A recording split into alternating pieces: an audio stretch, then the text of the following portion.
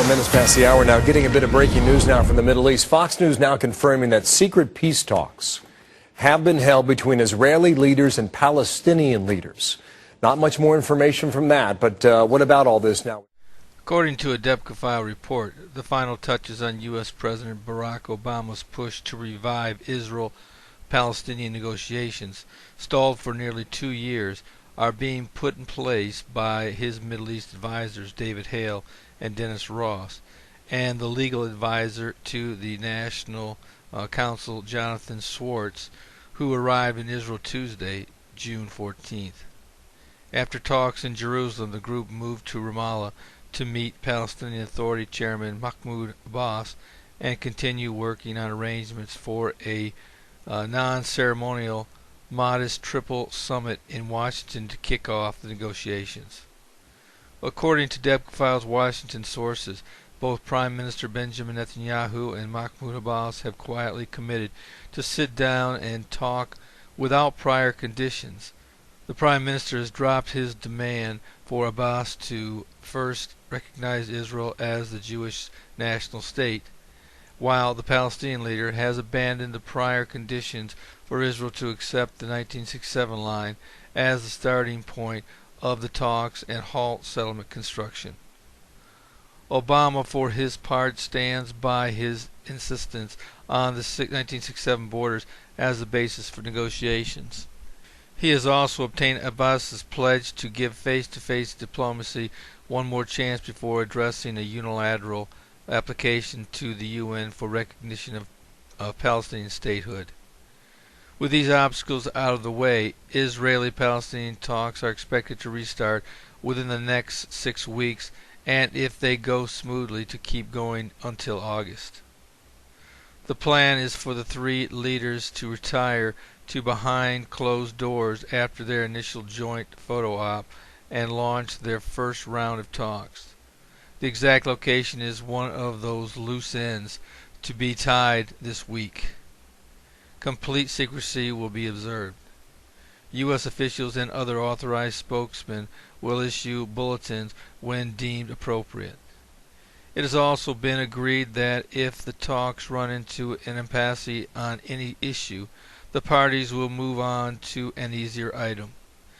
This mechanism has been introduced to avoid the breakdown of the last round of talks as soon as they can begin and keep them afloat well into the U.S. presidential election year of 2012. Obama is keen to get the Israeli and Palestinian leaders round the peace table in time for his re-election campaign, a diplomatic feat that has eluded him for 2 years. His administration is also keen to deter the Palestinian leader from going ahead with his quest for UN recognition of a state within the 1967 lines. Debka's files diplomatic sources report that Washington and Jerusalem have succeeded in quiet diplomatic efforts in recent weeks to bite deep into the automatic UN majority the Palestinians are building on.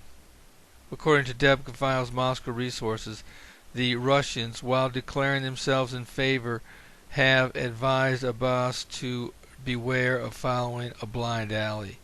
Foreign Minister Sergei Lavrov recently counseled the Fatah representatives visiting the Russian capital to think carefully about the morning after the passage of a Palestinian statehood resolution. Based on what we know, nothing will happen, said Lavrov. The resolution will never be implemented. If this Debka file report is indeed true, this could lead the way to the unthinkable, actual peace between Israel and the Islamic world. I have to believe the Arab League would be completely involved in any proposed talks, secret or not, with the prospect of both leaders under heavy criticism for the stalemate. If the talks do resume as scheduled, aborting a September UN Palestinian state recognition, both sides could come out with a little more time and diplomatic room. I speculate, barring an Hamas, Hezbollah, or Iran stunt, this could lead to an agreement. The question is, how far down the road will it be? The next question is, will it be the agreement the Antichrist will bring? Certainly, if this is the agreement the Antichrist will bring, it will be preceded by the rapture of the church. The Bible says this agreement will be 7 years in length, likely the timeline for turning over the West Bank territories and East Jerusalem for the completion of a Palestinian state. At the same time the Antichrist rises, the Bible says 2 of God's witnesses will begin preaching on the streets of Jerusalem. They will do mighty and supernatural miracles that will shock the world. If it's not the peace accord the Antichrist will bring, none of the aforementioned events will take place. Nevertheless, a Palestinian state will be created, and likely followed by an Islamic attack shortly thereafter. Some speculate this war will be the prophesied Psalm 83 war, where Israel will fend off an invasion from their bordering neighbors and take much of their land. It is also believed that Damascus will be completely destroyed, fulfilling the prophecy of Isaiah 17:1. If this is the case, the Antichrist will at some future point confirm a treaty with Israel and many. This is Terry Malone with the Calvary Prophecy Report.